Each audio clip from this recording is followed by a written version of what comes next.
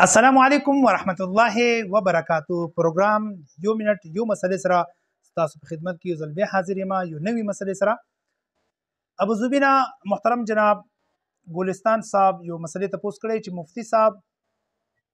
مونږه دلته مسافر یو ابوظبي کې، نو سرسیا فطرانه د دې ادایګي به مونږ د خپل ځان خو اسی د ابوظبي اعتبار سره و داغه حساب سره نرخ او قیمت اعتبار سره مونږ ورکو، خو د نابالغ بچیانو به هم مونږ ورکو د هغه حساب سره کلی حساب سره. جواب دا دی، دا د مسافرانو لپاره ډیره اهمه مسله دی. که مسافر په دوبي کې وي، ابوظبي کې وي، عمان کې وي، مسقط کې وي، سعودیه کې وي یا بل ملک کې وي،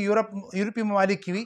چې کوم ځای کې مقیم وي او کوم ځای کې چې د هغه اختر راځي، د هغه ملک، د هغه علاقې، د هغه وطن چې کوم اعتبار دی، کوم